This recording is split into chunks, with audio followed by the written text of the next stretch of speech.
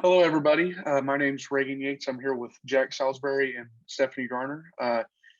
And of course, Ian Moran was part of this project as well. We're focusing on the Fanatics marketing plan, but he was sick today. So fortunately, he could not make it, but we are here to present. First, just kind of want to talk about the Fanatics overview, actually. The Fanatics Incorporated overview here, we have Fanatics, of course, and it's an American online retailer of licensed sport apparel and accessories, equipment, and merchandise, where it serves as the official partner to major professional sports leagues such as the NFL, MLB, NBA, and as you can see at the slide here, the rest of those. The Fanatics is also an integral part of the licensed merchandising world in professional sports, and yet it is still not a household name to your average sports fan. Now I'm going to talk a little bit about the issue identification. Two things we saw here, the problems that we have going forward is expansion and visibility. The main question we have is, can they climb the mountaintop to stand among the giants? Adidas, Nike, Under Armour, Puma, just to name a few of the ones that dominate the athletic wear apparel scene. You know, what we see is a main issue we have here is that they dominate the online landscaping. They own about 500 sites. But there's no really presence in the physical retail store numbers. They have 50, while you can see 2,500 worldwide for Adidas, 1,500 for Nike, and a little over 400 to 450 for Under Armour. So you can see with the giants, they expand globally with the retail physical presence and also online presence. Also, another question we have in terms of expansion, financial freedom.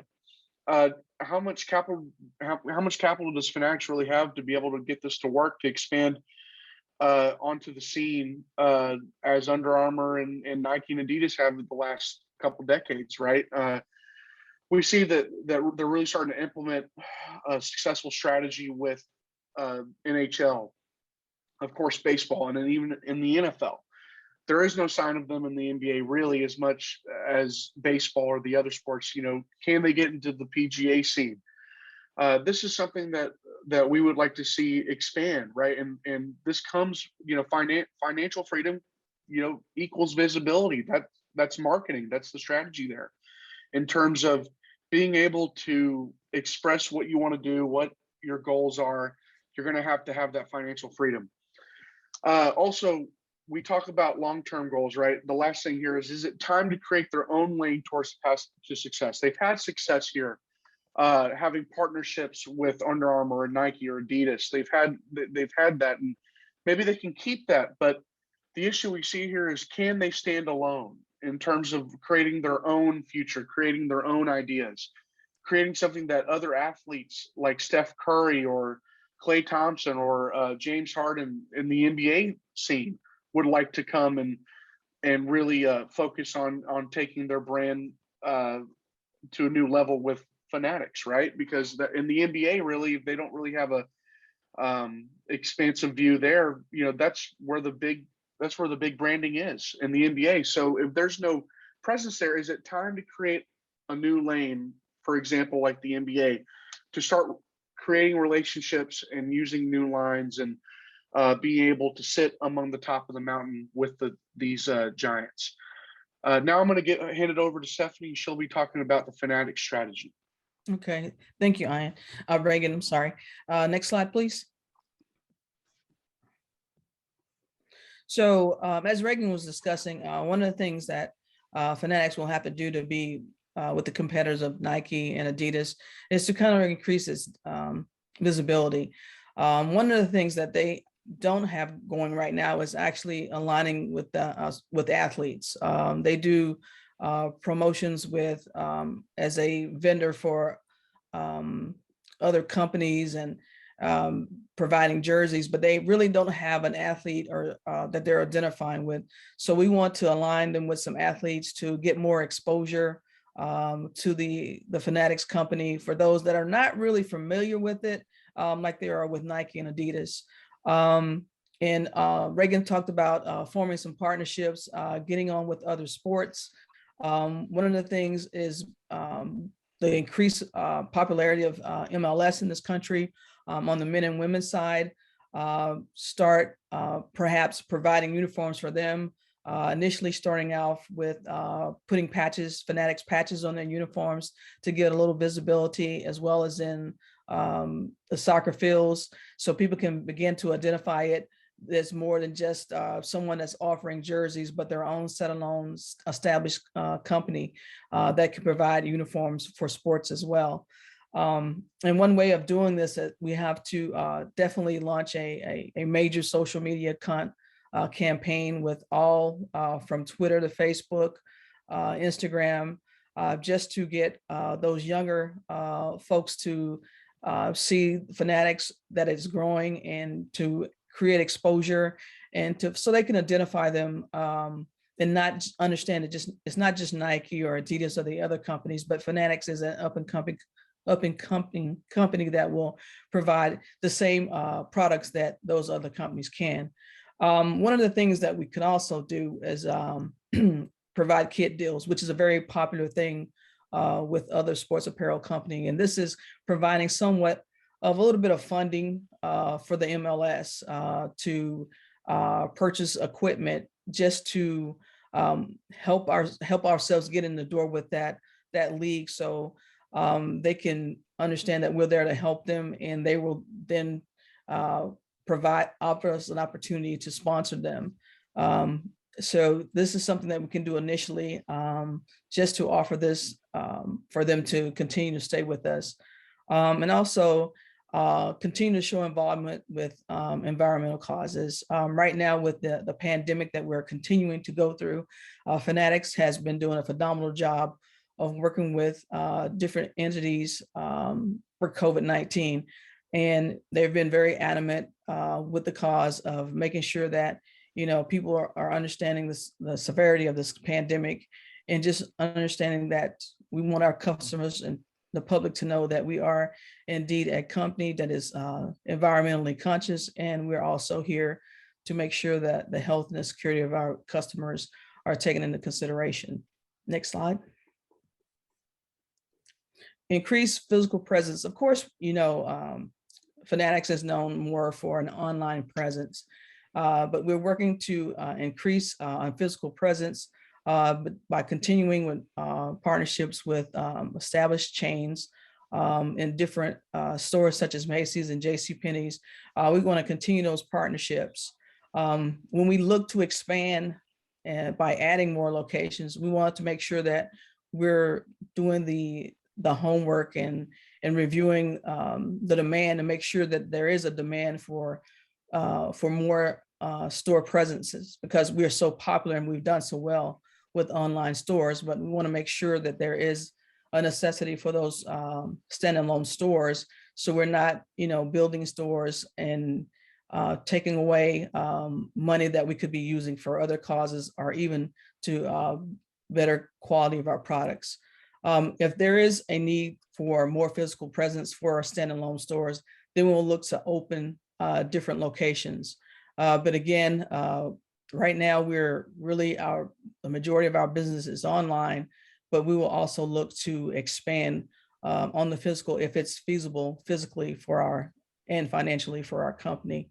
And we're also taking a look at entering the sports betting arena, which has become very popular as well. We want to establish a sponsorship with them, so that will definitely give us more visibility, and we can establish a physical presence with companies out in Vegas, and as we start to work our way around the other countries and companies. And I'll turn over to, I'm sorry. Yeah, you're good. Well, thank you, Stephanie. Yeah, so how do we take a company that's largely online and has done pretty well? It's actually tripled its evaluation in the past year or so, from 6 billion to 18 billion. So how do we take a company that's largely successful online and take that into a measurable, growable, established brand with some physical presence? So as Stephanie mentioned, one of the steps to do that will be to partner with specific athletes. We specifically want to target young athletes, the same way Steph Curry signed with Under Armour in 2013, and his growth on the court kind of equaled growth for Under Armour as a company through visibility of stuff on the court. Is the type of athletes that we want to have partnered with Fanatics.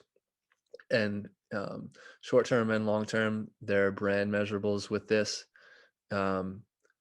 Specifically, measuring the impact of these athletes, we can look at social media and NFTs and look at the type of response that these athletes get on these platforms. And then as a whole, we can kind of look at how these athletes increase visibility and increase brand awareness. And also, we want to eventually grow apart from Adidas and Nike, as mentioned by both presenters previously. We basically are a company that makes replicas of jerseys for leagues that, for the most part, are sponsored by Adidas and Nike. But really, what we want to do is establish ourselves as a league partnership. When either the MLS or the MLB or the NBA needs a new partner, instead of them partnering with Adidas or Nike or other major retailers that have been partners in the past, we want to be able to establish the Fanatics brand with our own Fanatics logo on every MLB jersey or every NBA jersey, and really grow ourselves as a brand to be seen and recognized, rather than a company that recreates jerseys made initially by Adidas or Nike. So as mentioned, part of this implementation process is a growing retail presence. We're already a national brand through partnerships through the leagues themselves. We have currently 50 retail locations. So we want to be able to grow that physical presence through cities and through recognition, and this will be measurable through the actual retail sales themselves and overall brand growth. So potential issues that come in this implementation process: the growing brand while selling competitors' apparel in the short term, as mentioned. We right now reissue. We are exclusive with all major sports leagues in the U.S. for reselling those uniforms, but at the same time we do resell Adidas and Nike uniforms. So how do we balance that?